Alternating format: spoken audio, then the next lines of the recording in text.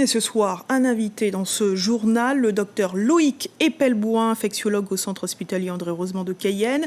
Une interview réalisée via Skype. Bonsoir docteur, merci d'accepter notre invitation. Alors vous êtes au cœur de cette épidémie avec votre service. On vient d'entendre des maires militer pour un port du masque obligatoire au stade de l'épidémie. Chez nous, est-ce que ce serait une action efficace pour lutter contre le virus en Guyane ? Donc, c'est une mesure qui est relativement polémique. Je sais qu'en métropole, les experts se titillent un peu sur la question. Maintenant, c'est vrai qu'on peut s'interroger sur le fait que certains pays, certaines villes avec des densités de population extrêmement importantes, Hong Kong, Singapour, la Corée, ont réussi à contrôler l'épidémie bien mieux que ce qu'on a réussi à faire en Europe. Donc, c'est vrai que la question se pose. Maintenant, je sais qu'en France, la Guyane y compris, il y a à l'heure actuelle des difficultés d'approvisionnement en masques réglementaires. Et donc, c'est vrai que pour l'instant, il faut que les masques réglementaires, ils aillent à la fois pour les soignants, pour les professions exposées, et puis si on veut, pourquoi pas pour la population, en effet. Alors, la Guyane est passée au stade 2 de l'épidémie. Cela veut dire que le virus circule. On parle beaucoup de pic épidémique. Qu'est-ce que l'on entend par là, docteur ? Alors, en fait, il faut vous imaginer que c'est des chiffres qu'on a tous les jours et depuis maintenant des semaines. Là, je vous parle en France métropolitaine, ainsi que dans tout un tas d'autres pays dans le monde, les États-Unis, l'Italie, l'Iran, etc. Chaque jour, on voit qu'il y a le nombre de cas nouveaux augmentant. On dit que ça commence à se stabiliser quand le nombre de nouveaux cas devient relativement stable. Et quand, à ce moment-là, on est sur une phase qui est dite de plateau, ou qui est le pic ou plateau quand c'est un peu aplati. Et ensuite, quand le nombre de nouveaux cas diminue, à ce moment-là, on est sur la phase descendante. Alors concrètement, est-ce que l'on sait à quel moment ce pic va intervenir chez nous ? Alors, pour la France métropolitaine, pour l'instant, il y a des petits signes avant-coureurs qui font penser que peut-être on va atteindre ce pic. J'entendais tout à l'heure à la radio la responsable du SAMU de France qui disait qu'il y avait moins d'appels au SAMU pour des symptômes qui ressemblent à du Covid. Par contre, on sait qu'au niveau des hospitalisations et des hospitalisations en réanimation, il continue à y avoir un nombre de patients très important. Maintenant, le décalage entre les premiers signes et la forme grave est de 1 semaine à 15 jours. Donc, c'est pour ça qu'il y a peut-être un décalage. Donc, on peut espérer peut-être qu'en France métropolitaine, on soit en train de l'atteindre. Et en Guyane, docteur, et en Guyane, ce pic ? Eh bien, en Guyane, on en est encore loin. C'est-à-dire que nous, on est au tout début de cette épidémie. Comme vous pouvez voir sur les bulletins qui sont publiés régulièrement par la préfecture et l'ARS, on a 3-4 nouveaux cas par jour. Pour l'instant, on n'est pas du tout dans un phénomène ascendant, dans un phénomène plutôt stable, même si on dépiste de plus en plus. Donc, pour l'instant, on n'est même pas commencé la phase ascendante. Donc, il faut qu'on reste. Mais est-ce qu'il va tout de même arriver ce pic ? C'est un peu le sens de ma question.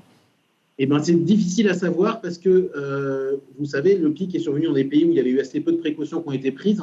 Nous, les précautions ont été prises très précocement avec la mise en place, dès le début du stade 1 de ce confinement, comme ils l'ont fait au stade 3. Au même moment, les frontières avec nos voisins, le Brésil, le Suriname, ont été fermées. Les vols ont été diminués progressivement, même si peut-être que la population a l'impression que ça a été fait un petit peu tard. Et donc, il est possible, avec ça, plus le confinement, qu'en fait, on reste sur un faible nombre de cas quotidiens et qui fasse que ce plateau, on l'atteigne tout doucement.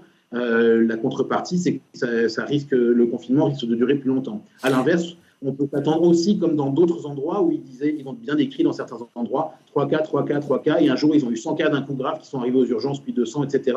Les deux scénarios sont possibles, on reste vigilant.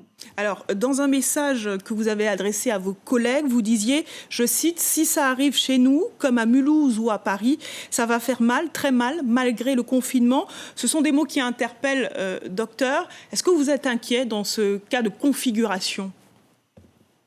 Je suis partagé entre un grand espoir et de l'inquiétude. Le grand espoir, c'est que les mesures qui ont été prises très précocement dans l'épidémie fassent qu'on n'ait pas trop de cas et que le système sanitaire ne soit pas débordé. Maintenant, il y a certaines personnes en métropole qui ont voulu se rassurer faussement et qui ont vu cette fameuse vague, ce tsunami arriver d'un coup avec des centaines de patients d'un coup. Vous savez comme moi que le système sanitaire en Guyane est un peu en retard par rapport à la France métropolitaine. Donc, si on a des centaines de cas qui arrivent, oui, on risque d'être débordés, sachant qu'ils ont été débordés à Paris, à Mulhouse, alors que le système sanitaire est plus en avance que chez nous. Donc, je suis inquiet sereinement et je reste vigilant comme mes collègues. Alors, ce soir, la Guyane enregistre encore de nouveaux cas, 6, ce qui porte à 83. Quand on sait que les tests ne sont pas faits de façon systématique, peut-on dire que ce sont des chiffres qui sont sous-estimés, docteur ? quand on fait un dépistage d'une maladie, on est toujours sous-estimé. Si on prend l'exemple du VIH, on sait qu'en Guyane, il y a 500 personnes qui ne sont probablement pas dépistées. En France, c'est 50 000 personnes. On n'a jamais la possibilité de dépister tout le monde. Maintenant, depuis à peu près une semaine, on dépiste de façon beaucoup plus large. Et comme j'ai eu l'occasion de le dire dans un texte, on dépiste des pompiers, on dépiste des pompistes, des policiers, on dépiste des caissières, on dépiste beaucoup de soignants. Même si on dépiste peu les gens qui sont restés confinés bien chez eux, mais sinon, tous les gens qui sont symptomatiques, on dépiste de plus en plus large. Donc, globalement, il n'y a pas une épidémie cachée à côté de laquelle on est en train de passer. Maintenant, probablement qu'il y a plus de cas que ce qui est sorti parce que tout le monde ne se fait pas dépister, effectivement. Alors, docteur, une dernière question. Concrètement, le moral des troupes, des médecins, de vos collègues, quel est l'état d'esprit ? À l'hôpital de Cayenne, on a vraiment des équipes qui sont au taquet, les équipes du SAMU, de la maladie infectieuse, de la réanimation. On a d'autres équipes en backup, d'autres services qui sont là, qui attendent pour venir filer un coup de main. Et puis un petit message qu'ils m'ont demandé de faire passer aussi, c'est que les autres pathologies sont encore prises en charge à l'hôpital de Cayenne, donc ne vous limitez pas. Si vous avez un autre souci, encore une fois, le reste de l'hôpital continue à fonctionner, même si c'est au ralenti. Merci, docteur Epelboin, d'avoir répondu à nos questions. Merci encore. Suivez l'info sur Guyana Première, télé, radio et Internet.